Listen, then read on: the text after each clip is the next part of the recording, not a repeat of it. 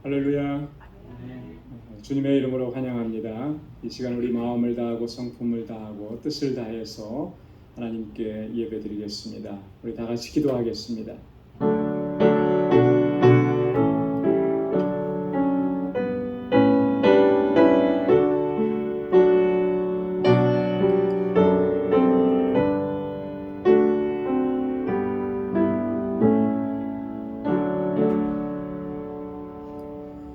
주께서 이르시되 내가 나의 택한 자와 언약을 맺으며 내 종 다윗에게 맹세하기를 내가 내 자손을 영원히 견고히 하며 내 위를 대대에 세우리라 하였다 하셨나이다. 여호와여, 주의 기사를 하늘이 찬양할 것이요 주의 성실도 거룩한 자의 회중에서 찬양하리이다. 아멘. 은혜가 풍성하신 만군의 주 여호와 하나님 아버지, 성의로 지난 3일 동안도 저희들을 눈동자와 같이 지켜주시고 이 험한 세상 가운데서 넉넉히 믿음으로 살아내고 승리의 삶을 살게 하시니 감사합니다. 이 저녁에 저희들 다시금 주님의 보좌 앞으로 불러주시고 나를 구원하시고 날마다 은혜 베푸시는 여호와 하나님께 감사와 찬미의 제사를 올려드릴 수 있게 하시니 감사합니다. 우리의 허물과 죄악을 주의 보혈로 깨끗하게 씻어주시고 하나님께서 받으시기에 합당한 예배 주님께 올려드릴 수 있도록 성령께서 우리를 주장하여 주옵소서. 우리 가운데 임재하셔서 우리의 예배를 받아주시고 오늘도 예비하신 주님의 은혜와 평강으로 가득히 채워 주옵소서. 감사하며 예수님의 이름으로 기원하옵나이다. 아멘.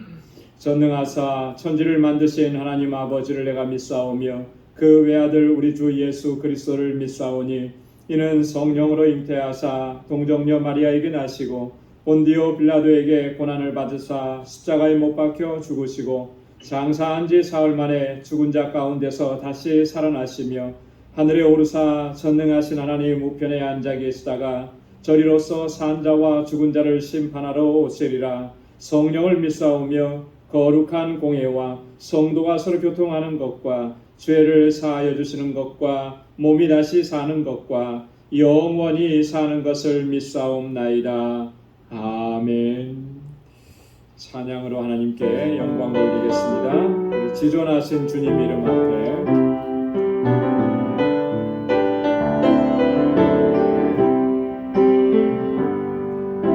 지존하신 주님 이름 앞에 모든 무릎 꿇고 다 경배 거룩하신 주님 보좌 앞에 엎드려 결하네. 지존하신 주님 이름 앞에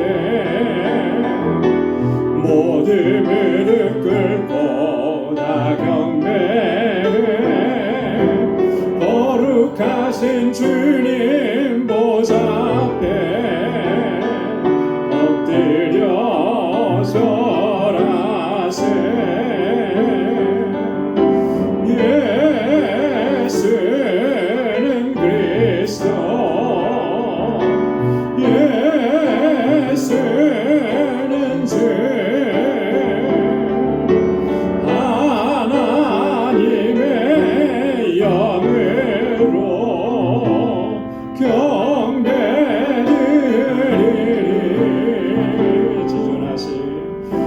지존하신 주님 이름 앞에 모든 무릎 꿇고 다 경배 거룩하신 주님 보좌 앞에 엎드려 절하세. 예수는 그리스도 예수는 주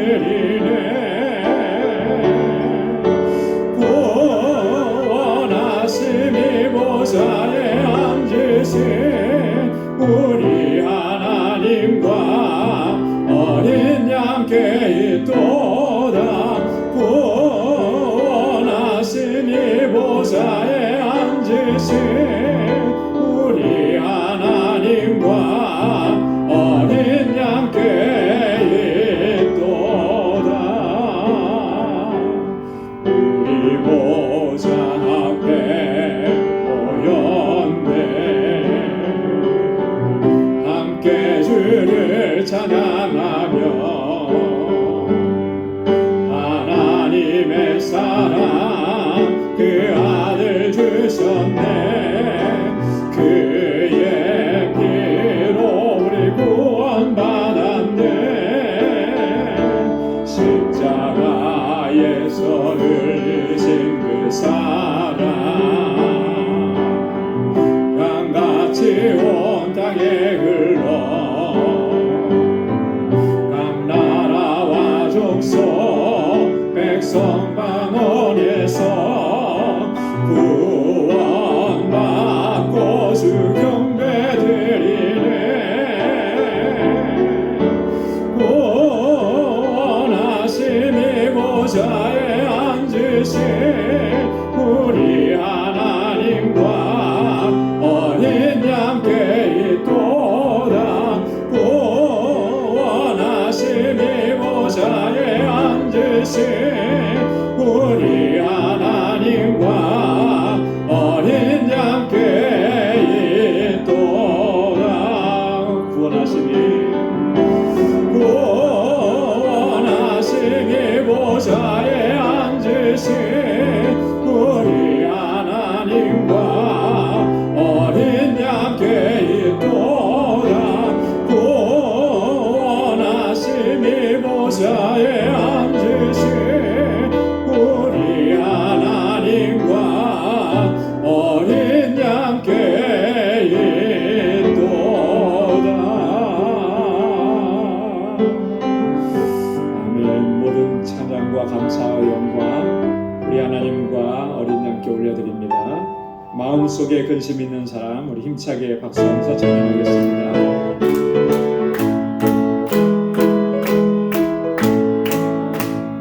마음속에 근심 있는 사람 주 예수 앞에 나아려라. 슬픈 마음 있을 때에라도 주 예수께 아뢰라. 주 예수 앞에 나아려라.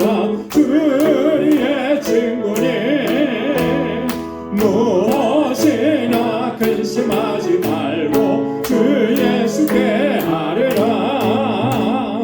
눈물 나며 기쁜 한숨 쉴 때 주 예수 앞에 나아뢰라. 은밀한 죄 내게 있더라도 주 예수께 아뢰라.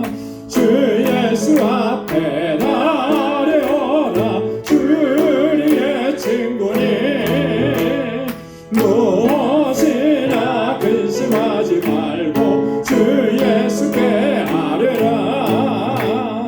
괴로움과 두려움 있을 때에 주 예수 앞에 나아뢰라. 내일 일을 염려하지 말고 주 예수께 아뢰라. 주 예수 앞에 나아뢰라. 주의 친구니 무엇이나 근심하지 말고 주 예수께 아뢰라. 죽음 앞에 겁을 내는 자여 주 예수 앞에 나아뢰라. 하늘나라 바라보는 자여 주 예수께 아뢰라. 주 예수 앞에 나아뢰라. 주의 친구니 무엇이나 근심하지 말고 주 예수께 아뢰라. 4절이요.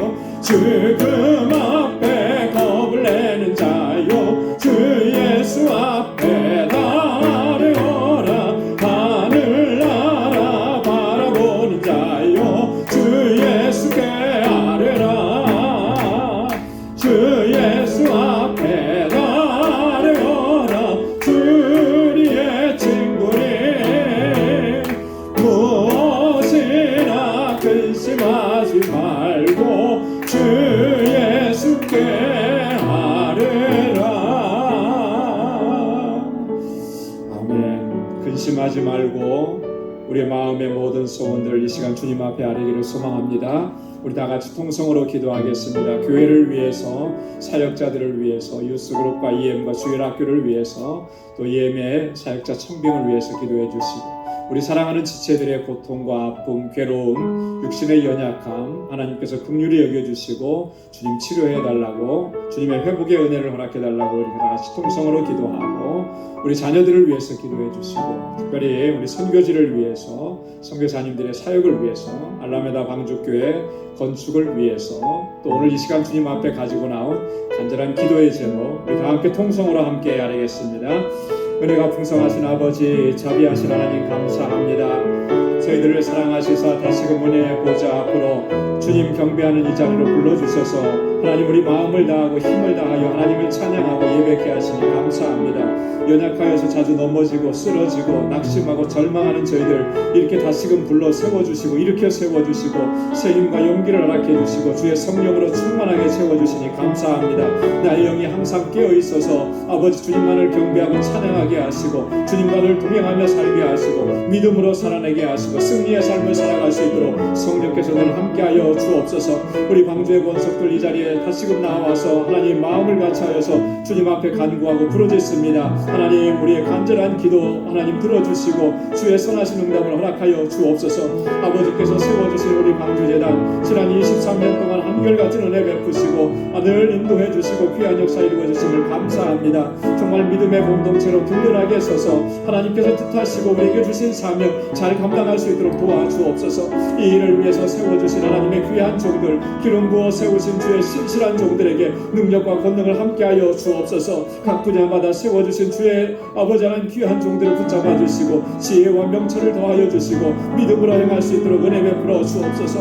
그 눈물과 수고와 헌신과 땀이 아버지 하나님 이 재단 아름답게 세워가게 하시고 모든 지체들이 우리 마음을 같이하고 뜻을 같이 할 수 있도록 은혜 베풀어 주옵소서. 무엇보다도 하나님 영혼 구원의 사명과 선교의 사명을 잘 감당하게 하셔서 정말 진정한 구원의 방주가 되게 하시고 아버지께서 택하신 영혼들이 하나님 이 재단으로 아버지 나와서 함께 주님을 예배할 수 있도록 도와주옵소서. 아버지 하나님 이곳에서 자라는 우리 어린 심령들 사랑하는 학생들 우리 청년들을 붙잡아 주옵소서. 저들에게 정말 굳건한 믿음 허락하여 주시고 하나님의 귀한 용사들로 세워주셔서 이 세대를 책임지고 나아가는 하나님의 귀한 일꾼들이 되게 하여 주옵소서. 저희를 위해서 수고하고 애쓰는 모든 교사들에게 하나님 은혜를 더하시고 주의 복으로 가득히 채워주시며 하나님 귀한 종을 아버지 속히 보내어 주셔서 저들이 말씀과 사랑으로 양육받기에 부족함 없도록 도와주옵소서. 지금도 아버지 하나님 고통 중에 신음하며 주의 아버지 하나님 은혜의 손길을 기다리는 우리 사랑하는 지체들 긍휼히 여겨주시고 자비하신 손길로 만져주옵소서. 주님 치료하여 주옵소서. 온전하게 회복시켜 주옵소서. 다시금 일으켜 세워 주옵소서. 성령으로 충만한 가운데 살아가도록 승리의 삶을 살도록 인도하여 주옵시고 아버지 하나님 소망의 주님을 바라보는 믿음의 용사들이 다 되게 하여 주옵소서. 세계 곳곳에 복음을 증거하는 당신의 종들을 기억하시고 아버지 하나님 주님의 은혜와 자비를 베푸시고 아버지 하나님 저희 필요한 모든 것들을 채우셔서 부족함이 없게 하옵소서. 아버지 하나님 알라메다 방주교회 주님 세우셔사오니 능력의 장중에 붙들어 주셔서 그 지역의 영혼들을 구원하는 진정한 구원의 방주가 되게 하옵시고 우리 정득수 선교사님과 함께 동행하는 모든 사역자들에게 하나님의 지혜와 능력과 권능으로 함께 하시고 아버지 하나님 아름다운 성전을 건축하기 시작하여 싸우니 모든 가정 가운데 하나님께서 함께 하시고 어려움이 없도록 주님께서 처음부터 끝까지 주장하여 주옵소서. 아버지 하나님 전도와 선교를 위해서 마음을 모으는 우리 방주 권속들의 그 간절한 마음과 기도의 제목들마다 하나님의 선하신 응답을 허락하여 주옵소서.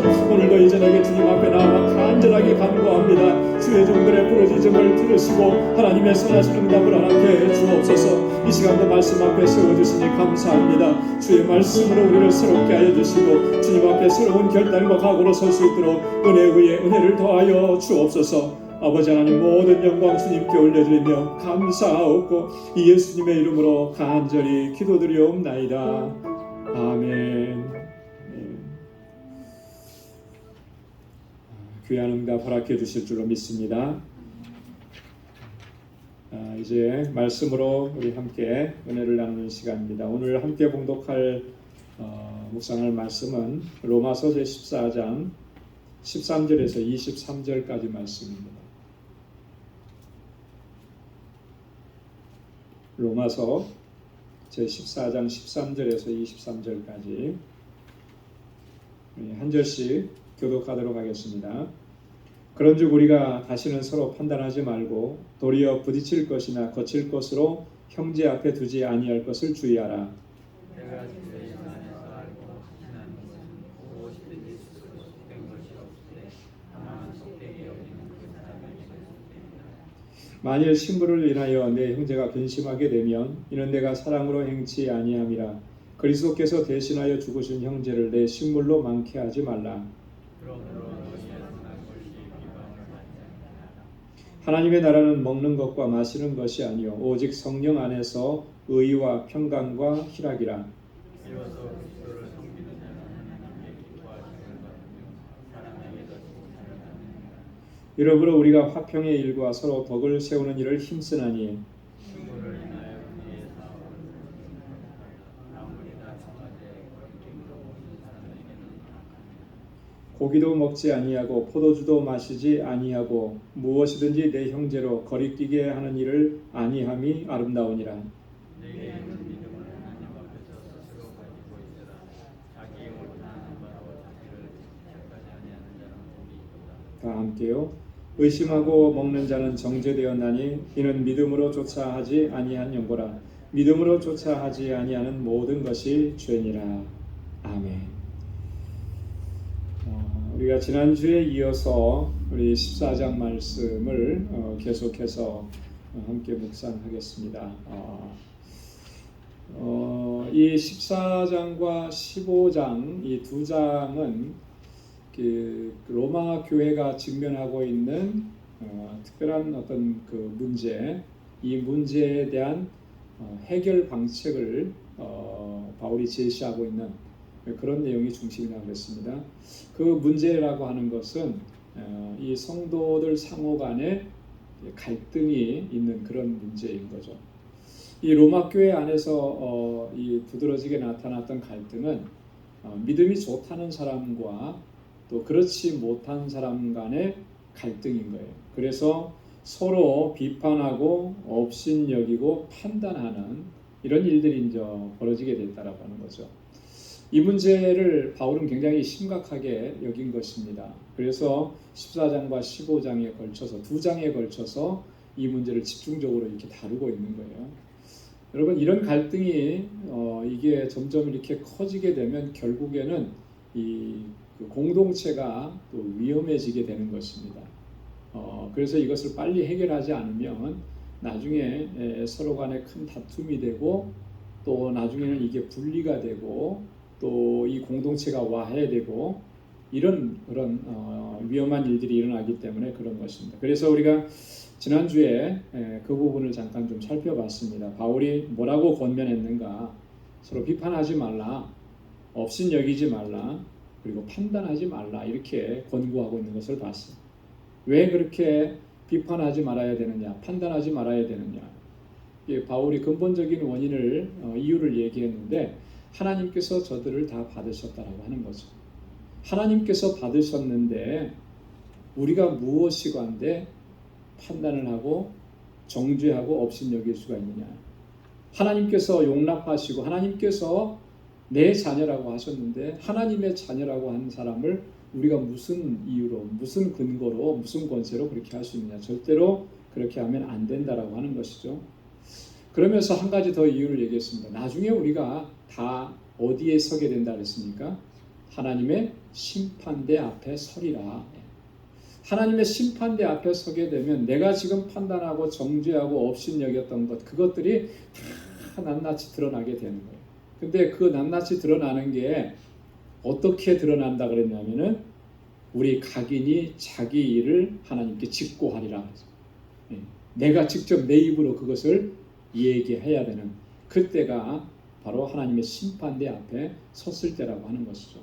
이렇게 두렵고 떨리는 일들이 장차 내 앞에 놓이게 되는데 어떻게 그걸 생각한다면 이렇게 판단하고 업신여기는 이런 일들을 행할 수 있겠느냐? 절대로 그렇게 할 수 없다라고 하는 것이 이제 바울의 이야기였습니다. 자, 오늘 본문의 말씀에서는 이게 판단하고 업신여기고 비판하지 말라라고 하는 것이 어떤 면에서 보면 소극적인 차원에서 이렇게 권면한 내용이라 그러면 오늘 본문의 말씀을 보면 좀 더 적극적인 차원에서 믿음이 연약한 자들을 배려해야 한다라고 하는 것, 그것을 오늘 본문을 통해서 이야기합니다. 자, 그래서 13절부터 16절까지 사랑으로 행하라 이렇게 권고하고요. 또 17절부터 21절까지는 하나님의 나라와 하나님의 사업이라고 하는 그런 관점에서 이야기합니다. 그래서 이 하나님의 사업을 무너뜨리는 자가 되지 말라라고 하는 거죠. 그래서 이게 비판하고 판단하고 정죄하는 이런 것들이 결국은 하나님의 사업, 하나님께서 하시는 일들을 무너뜨리는 이게 죄가 된다라고 하는 것을 바울이 여기서 강력하게 경고하는 것입니다. 그리고 마지막 22절, 23절에서는 모든 일들을 다 어떻게 하라 그랬냐면 믿음으로 쫓아서 하라 이렇게 권면합니다. 자, 그러면 오늘 우리 좀 더 자세하게 한 절씩 살펴보도록 하겠습니다. 자, 첫 번째 단락이 사랑으로 행하라라고 하는 권고라 그랬는데요. 먼저 13절 말씀에 보면 너희가 다시는 서로 판단하지 말라.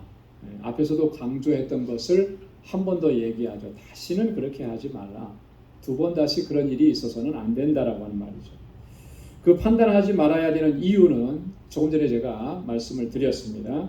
하나님께서 저를 받으셨고 또 우리도 장차 하나님의 심판대 앞에 모두 다 서게 될 것이기 때문에, 자, 그러면서 한 단계 더 나아가서 부딪힐 것이나 거칠 것으로 형제 앞에 두지 아니할 것을 주의하라 이렇게 얘기했어요. 우리가 하는 말이나 우리가 하는 행동이나 어떤 우리의 모든 이렇게 의도나 이런 것들이 함께하는 이 형제, 함께하는 공동체의 일원인 다른 지체들에게 거칠 것이 되고 부딪힐 것이 되지 않도록 항상 주의하라라고 하는 거예요. 이렇게 되지 않으려고 하면 항상 나를 살펴야 하는 것이죠. 내가 한 말이나 내가 한 행동을 항상 살펴야 되는 거예요. 그래서 이것이 혹시나 거칠 것이 되든지 부딪혀서 넘어질 것이 되지는 않았는지 늘 살펴야 된다라고 하는 것입니다. 자, 여기서 말하는 이 부딪힐 것이라고 하는 것은요, 걸려 넘어지게 하는 걸림돌을 얘기하는 거예요. 여러분, 이렇게 우리가 길 가다가 이 자세히 보고 걷지 않으면 이 조그만 턱에도 우리가 걸려 넘어질 때가 종종 있잖아요. 보도블록 같은 게 평평한데 어떤 데 가면 폴떡 이렇게 올라온 데가 있어요. 그 올라온 게 굉장히 높이 올라와 있으면 조심해요. 피해 가는데. 근데 이렇게 조금 올라와 있으면 잘 느끼질 못해요. 그죠? 그래서 거기에 걸려 넘어질 때가 종종 있어요. 그래서 다치기도 하고 그러죠. 그런 의미입니다. 이런 걸림돌, 이것을 부딪힐 것이라 이렇게 표현을 하는 겁니다. 거칠 것이다 라고 하는 것은요, 장애물이나 덫 같은 걸 얘기합니다. 이건 좀 더 심각한 거예요. 이 거칠 것이라고 하는 의미는 의도적으로 걸려 넘어지게끔 덫 같은 걸 놓는 것을 의미하는 겁니다. 이런 일들을 하지 않도록 주의하라라고 그렇게 말합니다. 여러분, 이렇게 하는 것들은 다 뭘 얘기하느냐면요, 이런 거예요. 그런 것들이 있음으로 인해서 우리 다른 지체들이 실족해서 넘어지게 되는 일들이에요. 나로 인해서 누군가가 실족하고 나로 인해서 누군가가 그래서 걸려 넘어지게 되는 이런 일들이 발생하지 않도록 주의하고 조심하라라고 하는 거예요. 여러분, 나는 나름대로 열심히 하고 이것이 옳다라고 해서 그걸 주장하고 이렇게 하는데, 혹시나 그런 것들로 인해서 믿음이 연약한 지체들이 그것에 걸려서 시험에 들고 그것에 걸려서 실족하지는 않게 되자, 이런 일들이 발생하지 않을까. 늘 우리는 그것을 조심해야 한다라고. 여러분, 이거 조심하지 않으면요, 우리는 나름대로 열심히 했는데 누군가는 그것 때문에 걸려서 넘어지는 일들이 생기고 시험에 드는 일들이 생깁니다. 여러분, 그렇게 하면 나는 책임이 없다고 얘기할 수 있겠느냐? 나는 열심히 한 죄밖에 없습니다. 이렇게 얘기할 수 있겠느냐 하면 그렇게 말할 수가 없는 거예요. 오늘 본문의 바울의 권면을 보면은 그만큼 내가 부주의한 거예요. 내가 열심히 한다는 그거 하나로 연약한 지체들을 돌아보지 못하고 연약한 지체들에게 배려하지 못했던 이런 부주의함이 내게 있는 것, 그 책임에 대해서는 우리가 책임을 면할 길이 없는 거죠. 그래서 누군가를 실족해 하는 일들, 이런 일들이 생기지 않도록 우리가 늘 조심해야 하는 거예요. 여러분, 예수님께서도 경고하신 말씀을 우리가 기억하죠. 실족해 하는 일이 없을 수는 없으나, 여러분, 사람이 사는 그런 공동체니까, 사람이니까 실족해 하는 일 생길 수 있다라고 하는 거예요. 그런데 그 다음에 뭐라고 했습니까? 실족해 하는 자에게는 화가 있을진저 했습니다. 내가 누군가를 실족해 하는 것, 그것이 의도적이었던 의도적이지 아니었던, 의도적이었다라면 더 큰 화가 있겠죠. 의도적이지 아니었다 하더라도 그 화가 있다라고 하는 이 말씀, 여러분, 거기에는 내가 그만큼 부주의했다라고 하는 거고, 배려심이 배려하지 못했다라고 하는 거고, 여러분이 배려하지 못했다라고 하는 것은요, 이 뒤에 가면 바울이 한 번 더 얘기합니다. 형제에 대한 사랑으로 행하지 않았다라고 하는 것을 의미하기 때문에 이게 심각한 거라는 거죠. 그래서 이 실족해 하는 일이 발생하게 되면 차라리 그 사람은 어떻게 하는 것이 더 나을 뻔했다 그랬어요? 연자맷돌을 메고 바다에 던지우는 것이 더 나을 뻔했다. 이거 무시무시한 경고잖아요. 우리는 뭐 그거 대수롭지 않게 생각하면서 지내왔을지 모르지만 이건 주님께서 이미 경고하셨던 말씀이라고 하는 거예요. 그만큼 중요한 문제라고 하는 거죠. 한 영혼이 실족당했는데 천하보다 귀하게 여기는 것이, 하나님께서 천하보다 귀하게 여기는 것이 한 생명인데 그 생명을 실족하게 하는 것은 이건 엄청난 일이라고 하는 거예요. 뒤에서 바울이 뭐라고 하냐면 하나님의 사업을 망하게 하지 말라 그렇게 말씀합니다. 하나님께서 하시는 일인데 그것을 내가 부주의함으로, 내가 배려하지 못함으로, 내가 나를 주의하지 못함으로 인해서 실족하게 만들면 그 책임을 어떻게 감당할 수 있겠느냐라고 하는 그런 반문인 것입니다. 그래서 부딪힐 것이나 거칠 것을 형제 앞에 두지 않도록, 내가 누군가에게 실족하게 하는 일을 하지 않았는지 늘 나를 살피면서 우리의 지체들을 배려하는 그 마음이 우리에게 있어야 한다라고 하는 것을 권고하는 것입니다. 자, 그 다음에 14절 말씀에 보면 내가 주 예수 안에서 알고 확신하는 것은 무엇이든지 스스로 속된 것이 없으되 다만 속되게 여기는 그 사람에게는 속되니라 그랬습니다. 주 예수 안에서 내가 알고 확신한다. 예수 그리스도를 믿음으로 말미암아 갖게 된 지식을 얘기하는 거고요. 갖게 된 그런 확신을 얘기하는 것입니다. 주님의 말씀으로 말미암아 내가 깨닫고 확신하고 알게 된 건 뭐냐면 뭐든지 다 스스로 속된 것이 없다라고 해요. 종종 그런 분들을 우리가 만나기도 해요. 어떤 음식을 먹는 문제에 있어서 이거는 부정한 음식이라서 먹으면 안 돼. 이거는 깨끗하지 못한 거야. 그러니까 뭐 먹어서는 안 돼. 뭐 이렇게 얘기를 하는 분들이 있어요. 물론 구약 시대에는 이 제사의 관계에 대해서 하나님께서 그렇게 구분시켜 두신 것이 있어요. 그래서 부정한 짐승과 정한 짐승. 그래서 부정한 짐승은 어떻게 해요? 먹으면 안 되죠. 정한 짐승만 먹도록 그렇게 제의적인 차원에서 구약 시대에는 하나님께서 율법을 통해서 규정을 해주셨습니다.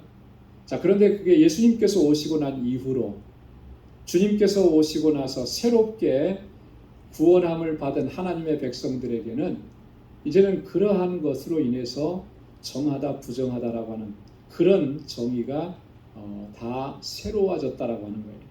바울이 지금 여기서 얘기하는 거, 내가 주 예수로 인해서 예수 안에서 내가 알고 확신한다라고 하는 것은 예수님을 통해서 주신 그 진리를 내가 확신하는 것은 바로 이런 거라는 거예요. 뭐냐면 스스로 속된 것은 없다.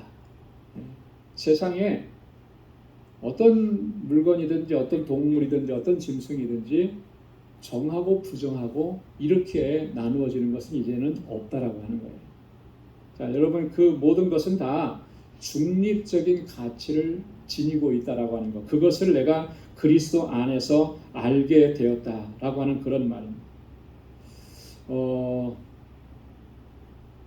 바울은 이러한 논리를 성경의 바울 서신의 곳곳에서 이러한 것을 뒷받침하고 또 자신이 그렇게 깨달은 것에 대한 것을 강조하는 것을 볼 수가 있습니다.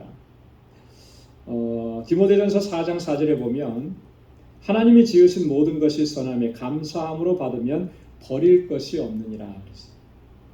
모든 것은 하나님께서 지으셨다라고 하는 거죠.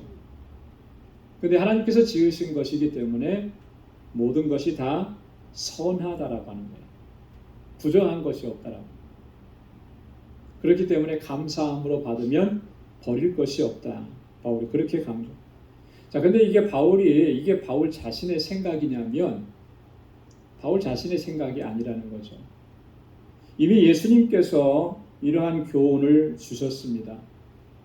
마태복음 15장 10절에서 20절에 보면 특별히 11절 마태복음 15장 11절 말씀에 보면 주님께서 이렇게 말씀하십니다.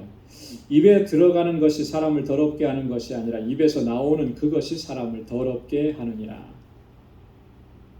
내가 무엇을 먹었느냐, 그래서 내 입을 통해서 내 뱃속으로 들어간 것, 그것이 사람을 더럽게 하는 것이 아니라는 거예요.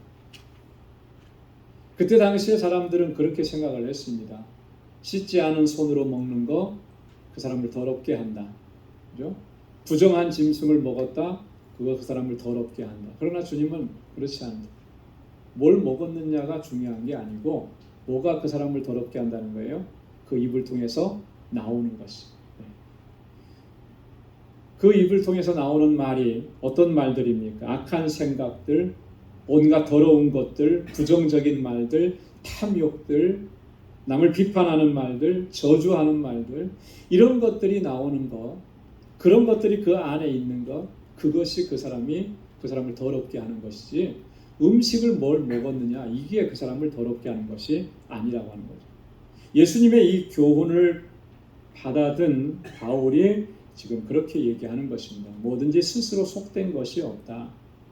아마도 이 로마 교회 안에는 이런 문제 갖고 심각하게 갈라졌던 것 같아요. 아직도 구약의 전통에 유대인들이 가지고 있는 그런 관습과 습관에 의해서 먹을 수 있는 음식, 먹지 못하는 음식, 이런 것들을 구별하면서 그 먹지 못하는 음식은 나는 절대로 먹지 않는다. 그러면서 그걸 먹는 사람들을 업신여기고 비판하고 정죄하고 이런 일들입니다. 반대로 그것을 먹는 사람들은 나는 그런 것을 먹을 수 있는 자유가 있어 하면서 그걸 먹지 않는 사람들을 편협한 사람으로 업신여기고 이런 일들이 있는 거예요. 그 음식이라고 하는 것은 그렇지 않다라고 하는 거죠. 그게 스스로가 잘못되어 있고 스스로가 속되고 스스로가 부정한 것, 그거 아니다라고 하는 것을 이야기하는 것입니다. 다만 속되게 여기는 그 사람에게는 속되다. 무슨 말입니까? 이것은 속된 것이야 라고 생각하는 그 사람에게는 그것이 속된 것으로 존재하는 것이죠. 그죠? 그것을 속되다고 생각하지 않는 사람에게는 전혀 문제가 되지 않는. 근데 그것을 속되다고 여기는 그 사람에게는 속된 것이죠. 이게 뭘 얘기하려고 하느냐면 바울이 그런 거예요. 여러분이 개인적이고 주관적인 그런 생각과 판단으로 다른 사람들을 그렇게 정죄하고 비판하고 판단해서는 안 된다라고 하는 것을 바울이 이야기하는 것입니다. 여러분, 우리가 신앙생활하면서 이런 일들이 오늘날에도 없다고 과연 얘기할 수 있겠는가 라고 하는 거, 한번 이게 단지 먹는 것만 얘기하는 것이겠는가 라고 하는 거예요. 지난번에 아디아포라라고 하는 말을 했음을 드렸습니다. 아디아포라. 혹시 기억나세요? 아디아포라. 지난주에 들었지만 오늘 들어도 새로운 거. 이 아디아포라라고 하는 말은 이런 용어예요. 쉽게 얘기하면 비본질적인 거. 좀 더 구체적으로 얘기하면 구원과는 전혀 관계가 없는 것들. 여러분, 우리가 구원받는 것은 무엇으로 말미암아 구원받아요? 예수 그리스도를 믿는 믿음으로 말미암아. 그죠? 예수 그리스도로 말미암아. 자, 그런데 그 구원과는 전혀 관계가 없는 음식에 관한 문제 예를 드는 거예요. 음식에. 자, 음식을 이걸 먹었느냐 저걸 먹었느냐가 그 사람의 구원의 문제와 관계가 있느냐면 전혀 관계가 없는 거죠. 예배를 11시에 들었느냐 2시에 들었느냐 우리 여기에 민감하죠. 그죠? 우리는 11시 예배가 거의 한국 사람들에게는 고정이 되어서 예전에 저희도 2시 예배를 드린 적이 있는데 2시 예배 드리면 예배 드린 것 같지가 않대요. 주의를 지킨 것 같지가 않대요. 11시 예배에 고정이 돼 있어서. 여러분 그런 것들이 사실 중요한 건 아니잖아요. 그죠? 그게 뭐 하나님께서 우리가 11시에 예배 드렸다고 2시에 예배 드렸다고 그 예배를 차별되게 받으시면 그런 거 아니잖아요. 근데 그런 것 가지고 논쟁을 하는 거예요. 그래서 11시 예배가 옳다. 강력하게 그걸 주장하고 나중에 보면 그런 것 갖고 막 다툼이 일어나요. 이런 것들을 가리켜서 이제 아디아포라 논쟁이라 비본질적인 것을 가지고 이제 싸우는 거예요. 자, 이런 것들. 여러분 이런 것들로 인해서 우리가 신앙생활을 하면서 논쟁하고 싸우고 분쟁을 일으키고 이런 일들이 일어나게 되는 거. 여러분 이게 오늘날에는 과연 없느냐? 여러분 자세하게 우리의 신앙생활하는 모습을 보면요. 대부분의 논쟁하고 다투는 것이 다 그런 것들로 다투어요. 그렇기 때문에 이게 심각한 거라는 거예요. 복음을 어떻게 전할까? 뭐 이런 것 갖고 막 하지 않아요. 그죠? 다 보면은 뭐 몇 시에 뭐 할 거냐? 아니다 이거다. 여러분 이런 정말 불필요한 소모적인 것들로 인해서 공동체가 분쟁이 일어나고 그러면 이거는 굉장히 심각한 문제가 되는 거예요. 그래서 오늘 우리가 그런 부분들을 가지고 있지는 않은지 우리가 정말 우리를 살피고 그런 일들이 일어나지 않도록 항상 주의해야 할 줄로 믿습니다. 자, 15절 말씀에 중요한 말씀인데요. 15절 말씀을 한번 다 같이 읽어볼까요? 시작. 만일 식물을 인하여 내 형제가 근심하게 되면 이는 내가 사랑으로 행치 아니함이라. 그리스도께서 대신하여 죽으신 형제를 내 식물로 많게 하지 말라. 아멘. 여러분 이거 꼭 기억을 해야 되는 말씀 중에 하나입니다.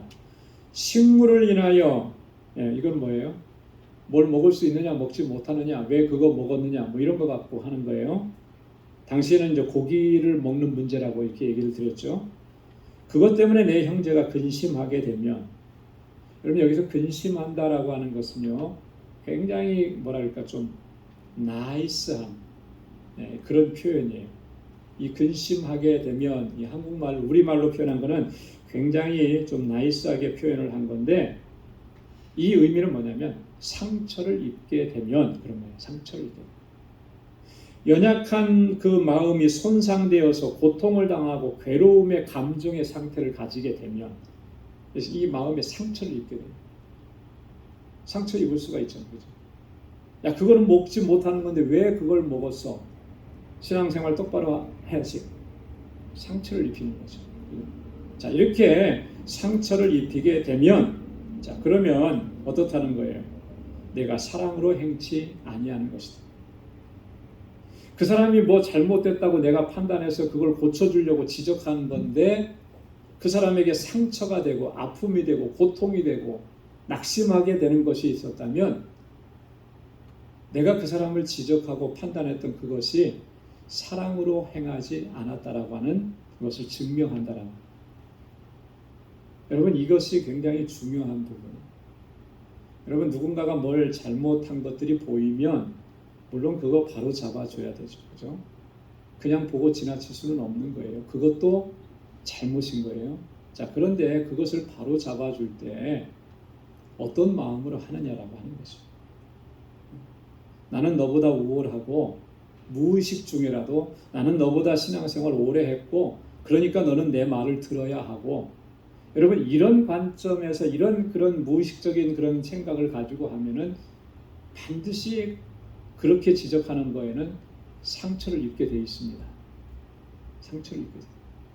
그러나 내가 정말 저 사람을 사랑하고 아끼고 안타까워하고 그래서 바르게 서야 되는 그런 안타까움이 있어서 그 문제를 이렇게 터치하고 지적하고 그럼 그 마음이 있으면요 그 사랑의 마음이 전달이 되는 거예요. 그래서 그렇게 지적한 것을 상처가 되지 않죠.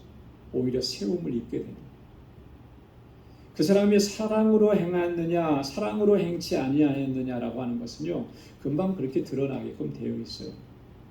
내가 정말 그 영혼을 위해서 그 사람을 위해서 정말 눈물로 기도하고 하나님의 주시는 지혜를 구하고 하나님의 때를 구하고 정말 안타까운 심정이 있고 여러분 그 안타까운 심정을 가지고 있는데 사랑하는 그 마음을 가지고 있는데 그게 전달이 안 되겠습니까?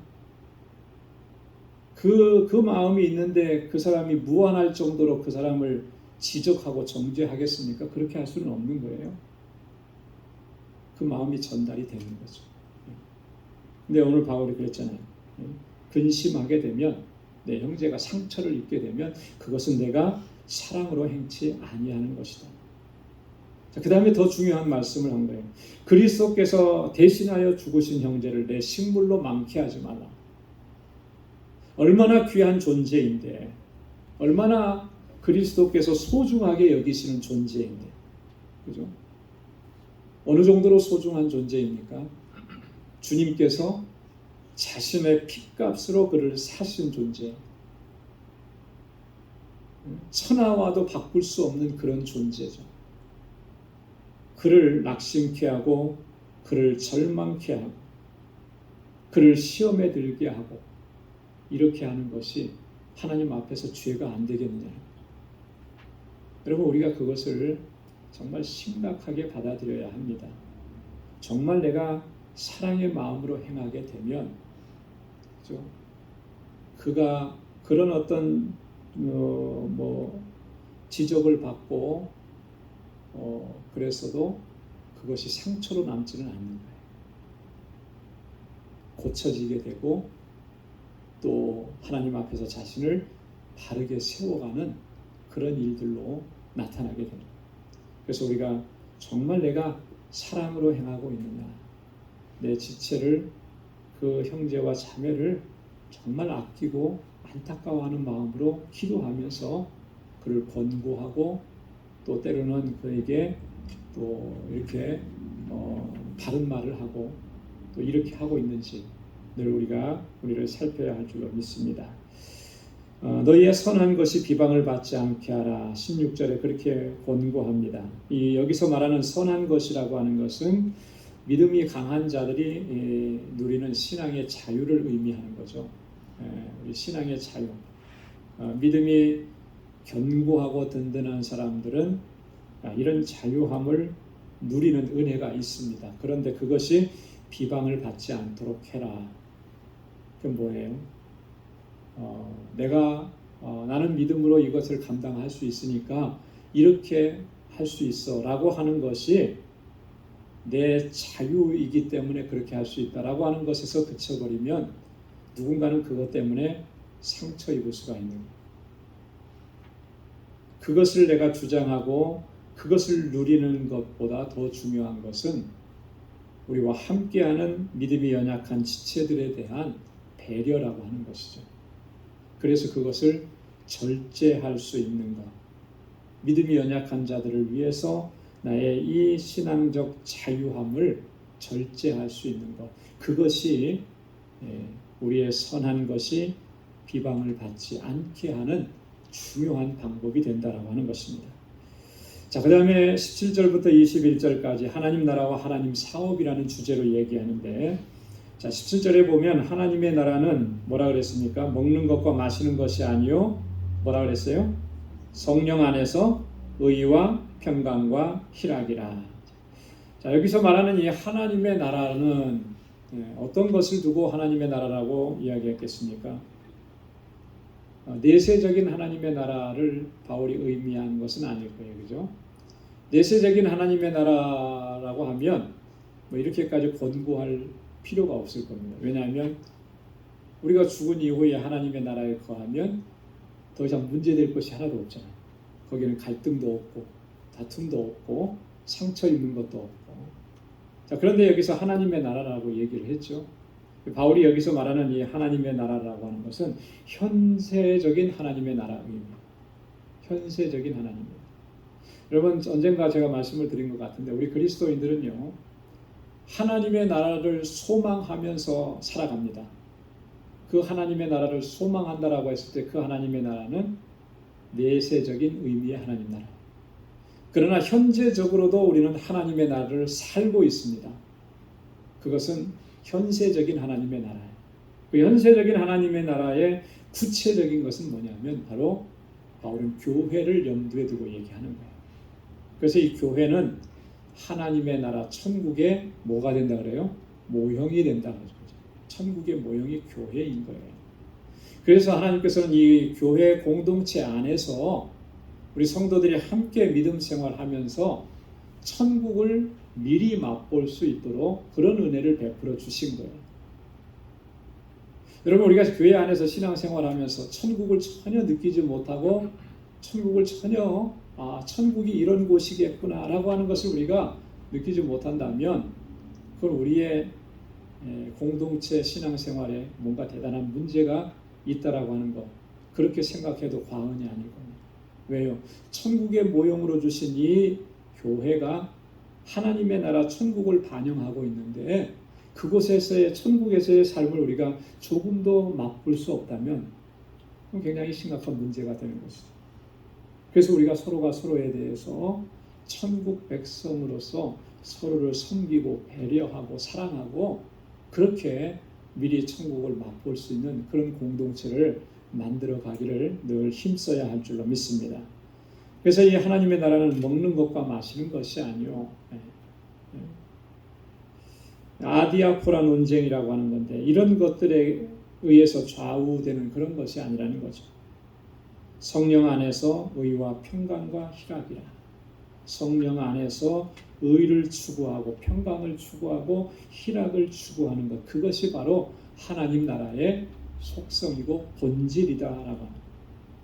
성령 안에서 행하는 것이 본질이에요. 여러분, 이 성령은 우리 그리스도인들이 하나님의 뜻 안에서 그리스도인의 윤리를 가지고 살아갈 수 있도록 하는 결정적인 동인, 이끌어줌이 되는 겁니다. 성령으로 충만해지지 않으면 이 그리스도의 윤리가 우리의 삶을 통해서 드러날 수가 없습니다. 여러분, 내가 의롭게 살고 싶고 정직하게 살고 싶고 한다고 해서 내 그 노력과 의지로 모든 것이 다 이루어질 수 있느냐 하면 결국 그렇지가 않아요. 성령께서 내 안에서 역사하셔서 나의 삶을 이끌어가고 내 생각을 주장해 주셔야만, 그래야만 하나님의 뜻을 행할 수 있고 또 그리스도인다운 삶을 살아갈 수가 있게 되는, 성령이 그 힘인 겁니다. 성령이 그 능력인 거예요. 자, 그래서 사도 바울은 갈라디아서 5장 22절 23절에서 우리가 잘 아는 말씀을 권면했잖아요. 성령의 열매가 뭐라고 그랬습니까? 성령의 열매는 사랑과 희락과 화평, 오래 참음과 자비와 양선, 충성과 온유와 절제라 그랬습니다. 이게 성령의 열매라고 그랬습니다. 성령께서 우리 안에서 역사하시면 우리의 삶은 이런 것들로 열매가 맺혀지게끔 되어 있다라고 하는 거죠. 성령이 우리를 그렇게 이끌어가는 거예요. 성령의 충만한 가운데서 살아가는 삶, 그런 사람들의 삶 속에서는 이런 열매가 자연적으로 맺혀지게 돼요. 그래서 이런 열매가 가득히 맺혀지는 그곳이 바로 하나님의 나라라고 하는 것입니다. 에베소 5장 9절에서는요, 바울이 또 빛의 열매는 모든 착함과 의로움과 진실함에 있느니라. 빛의 열매를 맺을 수 있는 것도 여러분, 우리가 노력하고 우리가 수고했기 때문에 맺혀지는 것이 아니고 내 안에서 역사하시는 성령께서 그 열매를 맺어갈 수 있도록 우리를 이끌어 주시는 거예요. 그런 삶이 있는 곳이 바로 하나님의 나라라고 바울이 말씀하는 겁니다. 자, 그 다음에 18절에 보면 그리스도를 섬기는 자들은 어떠한 사람들인가? 그들은 하나님께 기뻐하심을 받고 또 사람에게도 칭찬을 받는다. 그렇게 권면합니다. 여러분, 하나님께서 기뻐하시는 삶은 앞에서도 말씀드렸지만 성령 안에서 우리가 의와 평강과 희락을 추구하는 삶이라 그랬는데요. 이러한 삶을 살아가는 사람들에게는 두 가지 나타나는 특징이 있습니다. 그건 뭐냐면 첫째는 하나님께서 기뻐하신다라고 하는 거예요. 하나님께서 기뻐하십니다. 그런데 그것으로만 끝나지 않고 사람들에게도 칭찬받는다 그랬습니다. 왜 칭찬받는다라고 하는 말은 다른 말로 얘기하면 인정한다라고 하는 거예요. 사람들도 그걸 인정한다라고 하는 거죠. 성령의 이끌림을 따라서 의와 평강과 희락을 추구하면서 그렇게 성령의 인도하심을 따라가는 사람은 하나님에게서나 사람에게서나 인정받고 칭찬받고 기뻐하심을 입게 되는 것입니다. 여러분 사도행전 2장 47절에 보면 초대교회, 초대 예루살렘 교회의 모습을 이렇게 기록을 했습니다. 하나님을 찬미하며 또 온 백성에게 칭송을 받으니 주께서 구원받는 사람을 날마다 더하게 하시니라. 초대 예루살렘 교회의 특징은 바로 이런 한마디로 이렇게 요약을 할 수가 있어요. 하나님을 찬미하고 그러니 하나님께서 기뻐 받으시고 사람들에게서도 칭송을 받으니 사람들도 칭찬하는 거예요. 그랬더니 어떤 역사가 일어납니까? 구원받는 사람의 수가 날마다 더하더라. 여러분 우리가 세상 가운데에서 교회가 과연 칭찬을 받고 있는가? 우리 그리스도인 개인의 삶이 개인의 삶이 내가 정말 다 믿지 않는 사람들과의 관계 안에서도 정말 빛의 자녀로 드러나서 그들이 정말 칭찬하고 인정하는 그런 성도로서의 삶을 살아가고 있느냐? 여러분 세상 사람들이 칭찬할 수 없는 삶인데 세상 사람들도 인정하지 않는 삶인데 그곳에서 어떻게 구원의 역사가 일어날 수 있겠습니까? 그럴 수는 없는 거예요. 교회가 세상 사람들에게 욕을 먹고 있고 비난을 받고 있고 정죄를 당하고 있고 교회가 불의한 일들을 행함으로 인해서 세상이 그렇게 정죄하고 판단한다면 교회를 통해서 어떻게 하나님의 구원의 역사를 이루어갈 수가 있어요? 그러면 이게 심각한 문제입니다. 그래서 오늘날 교회가 정말 이 세대 가운데 어떤 일들을 감당하고 있는지 정말 세상 가운데 정말 그 하나님의 뜻하신 일들을 온전히 이루어갈 수 있으려면 정말 하나님을 기쁘시게 하고 또한 세상 사람들 가운데서도 인정받고 교회가 역시 다르구나. 예수 믿는 사람들이 역시 다르구나. 초대 예루살렘 교회 그 성도들을 백성들이 바라보면서 그들을 칭송하고 칭찬했던 것처럼 그런 역사가 일어나지 않으면 교회를 통해서 생명을 구원하는 역사는 더 이상 기대하기 힘들어져요. 오늘날 교회가 한국 교회도 보면은 이 그리스도인의 숫자가 점점 줄어들고 있다 그러고 한결같이 하는 말이 뭐가 어렵다 그래요? 전도가 어렵다 그러잖아요. 여러분 전도가 어렵다라고 하는 말에는 뭐 여러 가지 요인이 있을 수 있을 겁니다. 단 하나만의 그런 요인은 아닐 거예요. 그러나 가장 큰 원인 중에 하나는 뭐냐면 교회가 교회답지 못한 것이죠. 하나님의 사람들이 하나님의 사람답지 못한 거예요. 그래서 세상 사람들도 교회를 보고 특별한 걸 못 느끼는 거예요. 오히려 교회가 더 부정을 행하는 이런 모습들만 보는 거예요. 교회 다니는 사람 목사고 장로고 뭐 권사고 교회 오랫동안 신앙생활을 했다는데 자신들과 별로 다를 게 없어요. 오히려 자신들보다 더 못해요. 더 정직하지 못하고 더 정말 인색하고 더 개인주의적이고 이런 모습만 이기적이고 이런 모습만 본다면 어떻게 전도가 되고 어떻게 복음이 전해질 수 있겠냐? 그럴 수가 없네요. 그래서 오늘 우리가 정말 하나님께 열심인 것처럼 그것이 진실함이라면 그러면 우리의 삶 속에서도 그것이 여실히 드러나게 되고 세상 사람들 가운데서도 또 칭찬받는 그래서 하나님께서 구원하시고자 하시는 그 역사가 이루어지는 것을 우리가 경험하게 될 줄로 믿습니다. 자, 그래서 그리스도를 섬기는 자는 19절에 보니까 화평의 일과 덕을 세우는 일을 힘쓴다 그랬습니다. 하나됨을 추구하는 것. 이 하나됨을 추구하는 것은 배려하고 존중하고 섬기는 삶이 아니면 그렇게 할 수가 없어요. 바울은 그래서 이 부분을 우리 로마서 12장 18절에서도 그렇게 강조했죠. 할 수 있거든 너희로서는 모든 사람으로 더불어 뭐 하라 그랬어요? 평화하라. 예수님께서도 산상보훈에서 그렇게 말씀하셨죠. 화평케 하는 자는 복이 있나니 저희가 하나님의 아들이라 일컬음을 받을 것이다.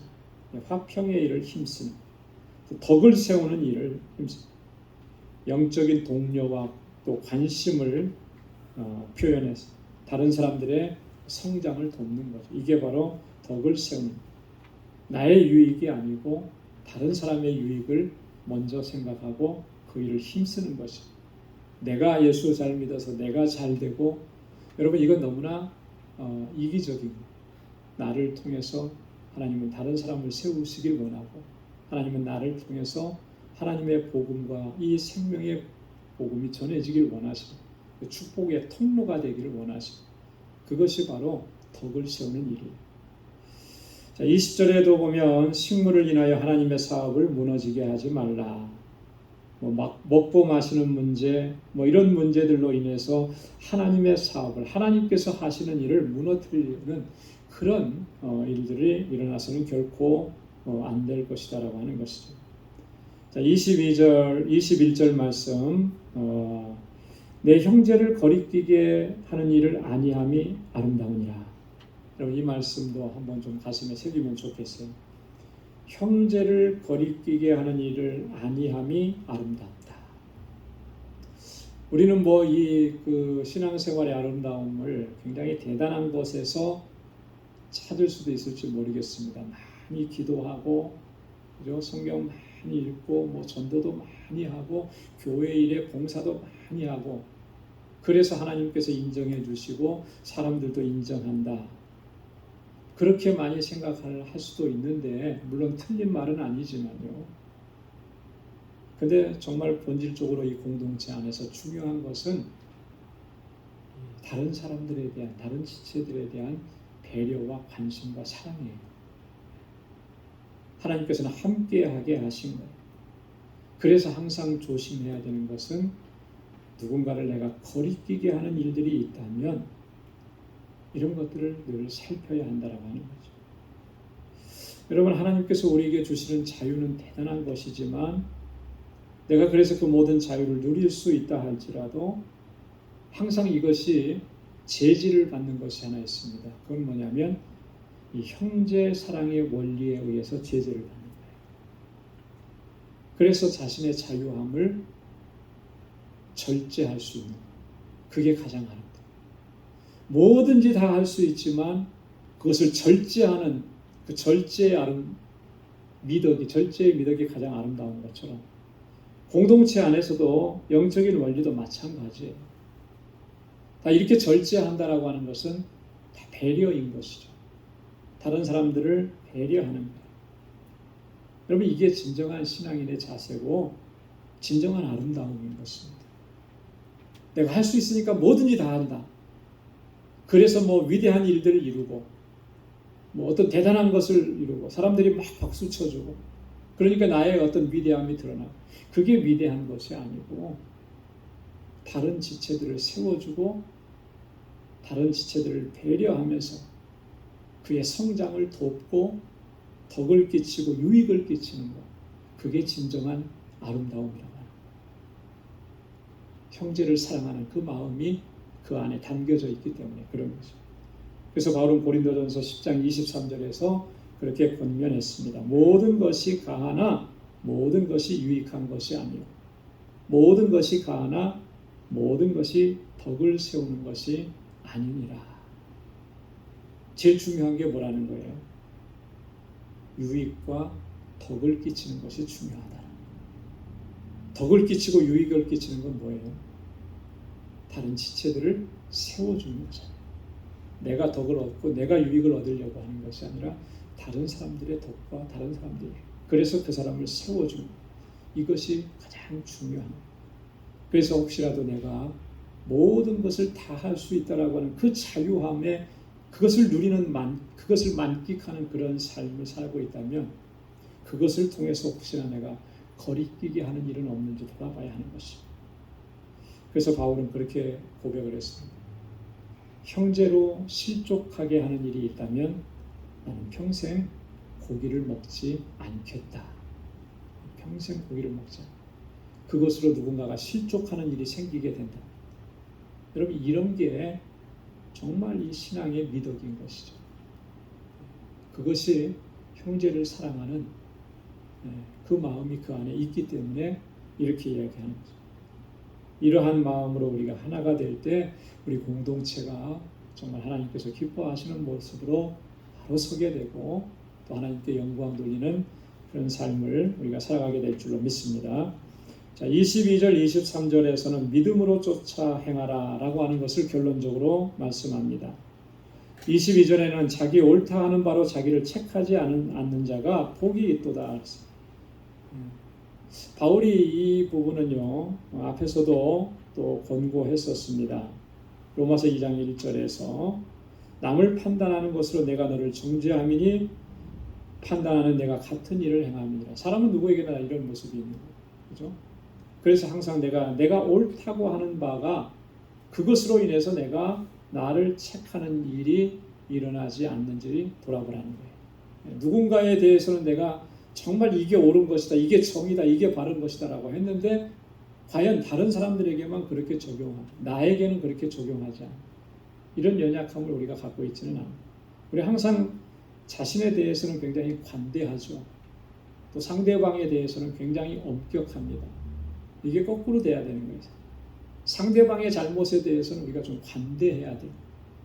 너그럽게 봐주고 또 기다려주고 나 자신에 대해서는 엄격해야 됩니다. 나를 바로 세워가기 위해서. 내가 옳다 하는 그것으로 내가 책하지 않는 그런 일을 행하는 사람이 복이 있다. 그렇게 말씀합니다. 그 다음에 23절에서는요. 믿음으로 쫓아하지 않는 것 모든 것이 죄다. 참 중요한 결론입니다. 무엇을 하든지 믿음 안에서 행하는 것 그것이 중요하다. 의심하고 행하는 것 다 그게 정죄받는 이유는 믿음으로 행치 않기 때문에. 그래서 여러분 우리가 개인의 어떤 삶이나 공동체 안에서 무엇을 행하든지 과연 내가 믿음으로 쫓아 행하고 있느냐라고 하는 것을 늘 점검해 봐야 하는 것입니다. 이 믿음으로 쫓아 행한다라고 하는 것은요 이런 거예요. 하나님의 뜻을 확인하고 또 이것이 바로 인간적인 생각에 의해서 하는 것이 아닌지 그것을 분별하고 그렇게 해서 끝까지 하나님의 뜻대로 순종하면서 그 뜻에 따라서 행하는 것 그것을 바로 믿음으로 행하는 것이다. 그래서 여러분 우리가 무엇을 하든지 간에 이것이 정말 하나님의 뜻인가 라고 하는 것을 끊임없이 질문하고 찾아야 하는 것입니다. 그래서 만약에 이것이 하나님의 뜻과는 상관없는 것이 되면 결국 그것은 믿음으로 행치 않은 것이기 때문에 열심히 했지만 내게 유익이 없는 거예요. 바울은 굉장히 심하게 얘기하죠. 믿음으로 행치 않는 것은 뭐가 된다고요? 죄가 된다. 이 정도로 심각한 거라. 그래서 오늘 우리의 모든 신앙의 삶의 모습은 늘 이렇게 나 자신을 점검해야 됩니다. 나 자신을 살펴야 되는 것입니다. 그래야만 내가 살고 또 내가 살아야만 또 다른 지체들도 살릴 수가 있는 거예요. 우리 한 사람 한 사람이 하나님 앞에 그렇게 바로 설 때에 우리 공동체가 하나님께서 기뻐하시는 공동체로서 또 하나님께서 기뻐하시는 공동체가 될 때 세상 가운데에서 세상의 사람들도 칭찬하고 또 하나님의 구원의 역사에 귀하게 쓰임받는 우리 모두가 될 줄로 믿습니다. 그와 같이 쓰임받고 하나님께 영광 돌리는 우리 모두가 될 수 있기를 소망합니다. 같이 기도하겠습니다. 하나님 아버지 감사합니다. 오늘도 저희들을 사랑하시고 또 은혜 주시고자 이렇게 보좌 앞으로 불러주시고 하나님의 귀한 말씀으로 또 우리를 교훈해 주시니 감사합니다. 하나님 이렇게 아름다운 공동체 안에서 하나님 믿음 생활하게 하시고 하나님 섬기게 하셨는데 먼저 우리 자신들을 돌아볼 수 있게 하여 주옵소서. 또 서로 섬기고 사랑하고 아끼고 위로하고 또 배려하고 나의 유익이 아니라 나와 함께하는 지체들의 유익을 구하고 덕을 세우며 하나님의 뜻을 이루어갈 수 있는 우리 모두가 되게 하여 주옵소서. 우리 방주교회가 믿음 안에 견고하게 서서 이 세상을 향하신 하나님의 뜻을 온전히 이루어갈 수 있게 하시고 구원의 방주로서의 사명을 잘 감당할 수 있도록 은혜 베풀어 주옵소서. 오늘도 하나님 주의 백성들에게 주님의 권능과 능력으로 함께 하시고 하나님 늘 평안 가운데 저희를 지켜주시고 믿음으로 승리의 삶을 살아갈 수 있도록 하나님 늘 붙잡아 주옵소서. 이제는 우리 주 예수 그리스도의 무한하신 은혜와 하나님 아버지의 크고 놀라우신 사랑과 성령의 위로 교통 충만하심의 역사가 하나님의 뜻을 온전히 이루고 주님의 영광을 위해서 살아가기로 결단하는 우리 방주의 모든 믿음의 권속들과 저들의 가정과 직장, 생업의 터전과 학업 위에 이제로부터 영원까지 함께 하시기를 간절히 축원하옵나이다. 아멘.